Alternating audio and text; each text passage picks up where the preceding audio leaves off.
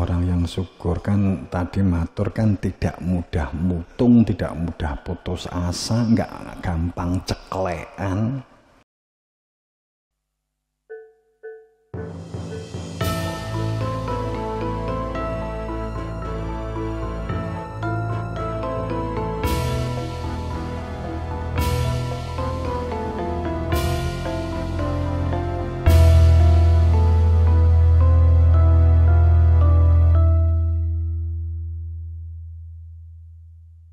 Jadi kalau kita terapan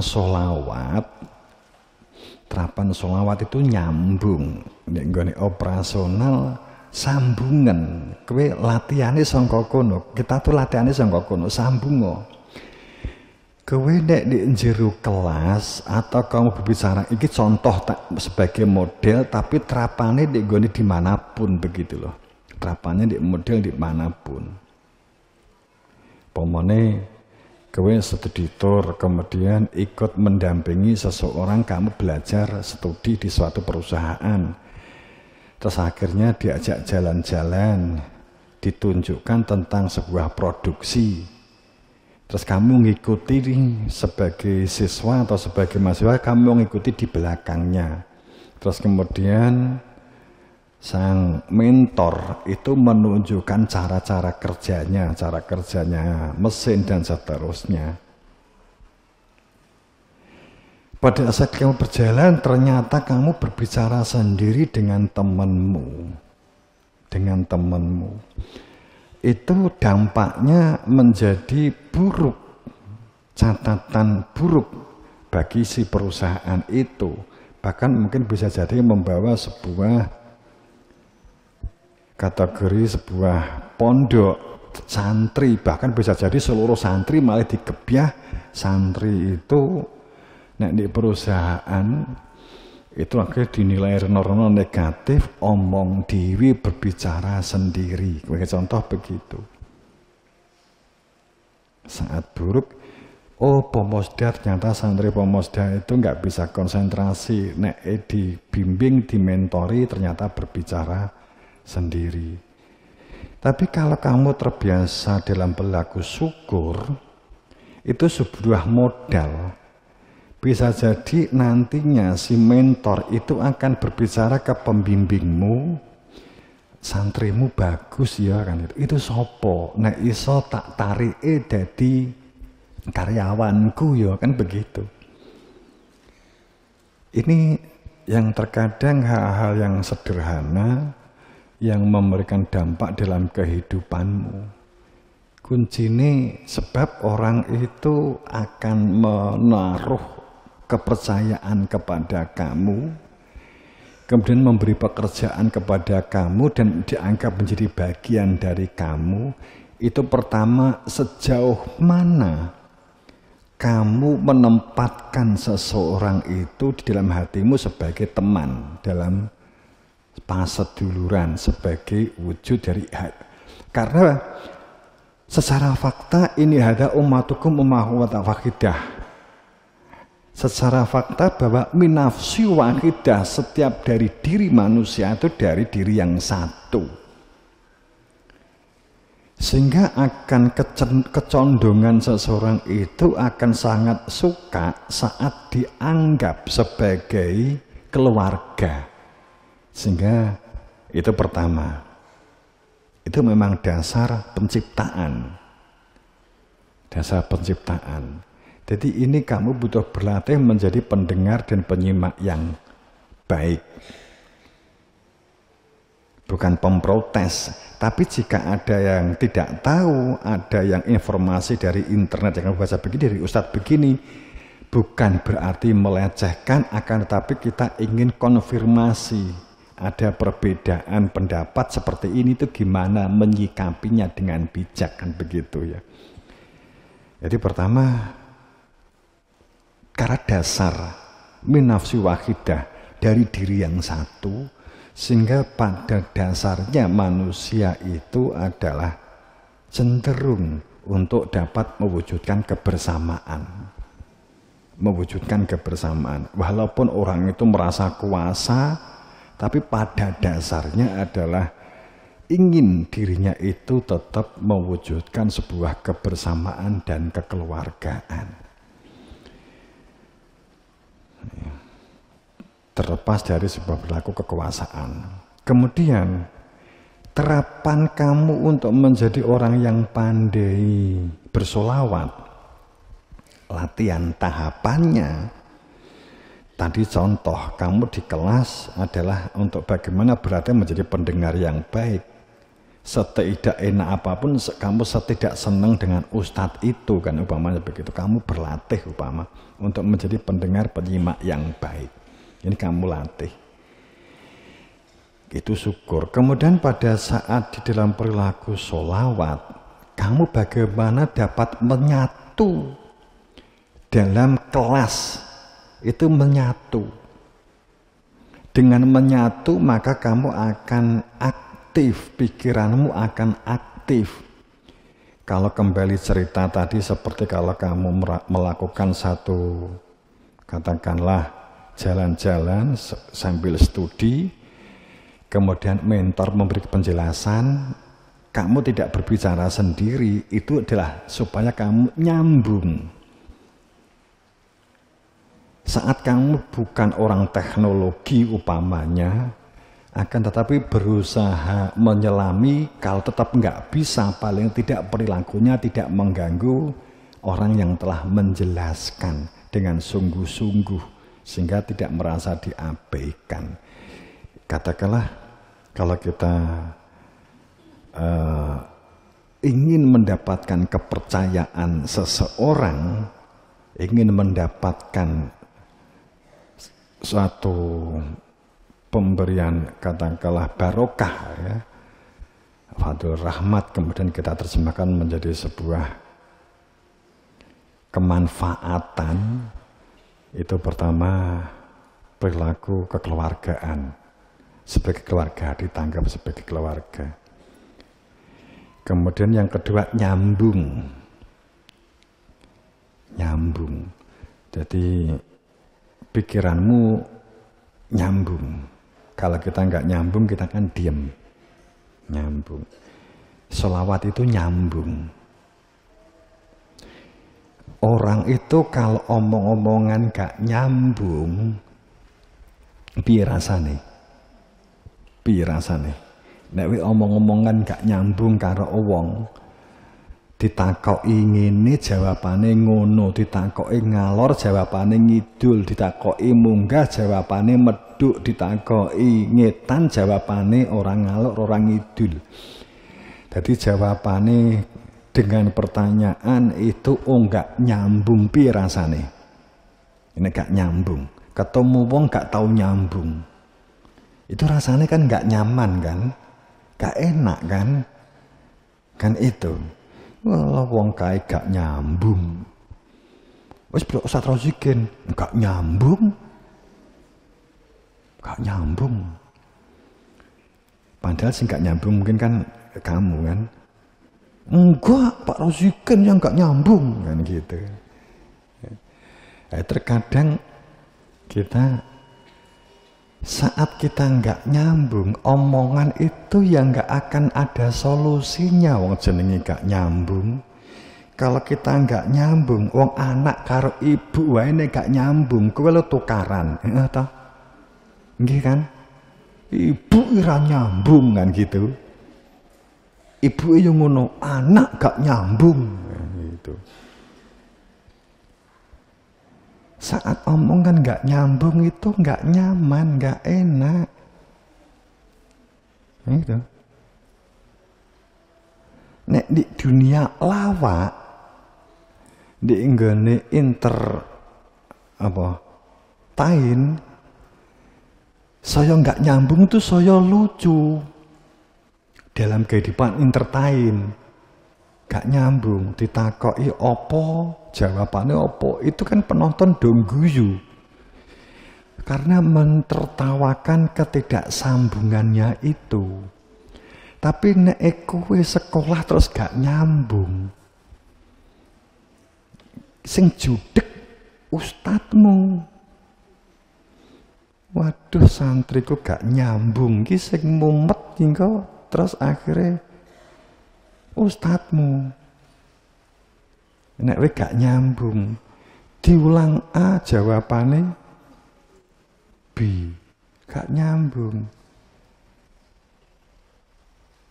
Manajemennya kepala sekolahmu mumet, omongan karo ustate yo gak nyambung, sekolahnya wis gak petok kuwi engko.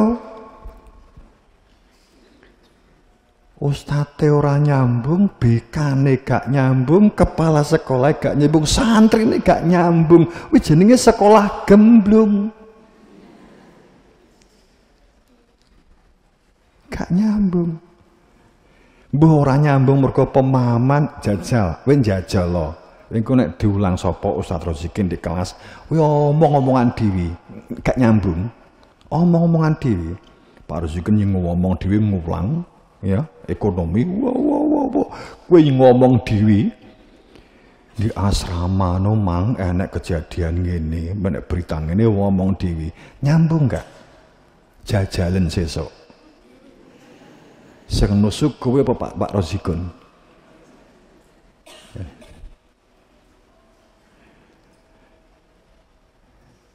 Jadi orang yang jadi pada saat nggak nyambung, wih jenenge tidak memperoleh syafaat. Jadi gak entuk syafaat. Jadi syafaat ki apa? Saat kowe iki dijelasne iso nampa, iso paham, entuk ganjaran. Ganjarane apa? Kowe duwe pemahaman. Kowe ndadekne iso pinter. Ndadekne gurumu seneng, kancamu seneng. Lah itu berberane syafaat-syafaat itu. Nah, tapi nek kowe ndek kelas wis ngwetingke gak tau nyambung. Tapi kowe bedina sholawatan. Ya ora entuk syafaat. Paham toh? Nah, itu syafaat itu nyambung kuwi. Nyambung piye uteke nyambung, mripate nyambung kan gitu. Kowe aja ngomong-ngomongan dhewe ustadmu negur. Aku krungu kok ustad, tapi mripatmu gak nyambung. Ini gitu. Mripate gak nyambung. Ada orang yang modelnya tuh memang koyo gak ngawai, ora ndelok, omong dhewe, tapi krungu enek. Itu gak sempurna, pemain untuk syafaat ora sempurna. Mergo nyisakan pegel kan gitu. Situasi itu menjadikan tidak nyaman. Jadi kan kita butuh latihan. Biasanya terus kemudian kamu bertanya ke seseorang, ke dosen atau ke ustadz, itu nek jawab ya nggak serius. Jawabnya nggak serius mergo perilakumu sehari-hari ini nggak serius. Katakan demikian. Ya jadi wong serius ki ya ora penak nek gampang tuwek, iya sih kan gitu. Tak maksudnya piye, sesuatu bab itu ya kita butuh serius ya gitu ya, enggak gitu bisa fokus tapi jangan tegang kan gitulah. Jadi wong iki aja tegang kan, serius. Ini syukur dan selawat, ayo dilatih. Nanti pada saat perkembangannya kemudian untuk sholawat. Karena faktanya bahwa kita itu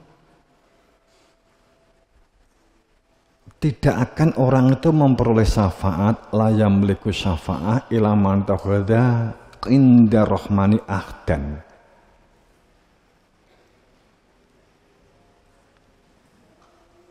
Jadi seseorang itu tidak di dalam cakupan syafaat. Banyak hal syafaat itu anugerah, pahala, pemahaman, ya. Pemahaman, menjadi pintar, menjadi cerdas. La yamliku syafa'ah, tidak akan perlu syafa'ah ilah kecuali orang itu mengikatkan diri di dalam sisi Ar-Rahmanu Ahdan. Jadi mengikatkan dalam perilaku mengembangkan potensi yang telah Allah anugerahkan. Kowe iki dikai kuping, dikai mripat. Itu nek mbok gunakne itu latihan kamu mengikatkan diri. Jadi mengikatkan kalau pada saat kita diajar kemudian telinga kita mencoba mendengar, berlatih mendengar, ada gangguan yang menghancurkan konsentrasi itu diabaikan supaya kita dapat menyimak dan mendengar penjelasan itu. Kalau kamu sudah berlatih menjadi hamba yang syukur dan sholawat, kehidupan ini yang ada anugerah. Kamu gak akan mudah goncang. Gak mudah goncang.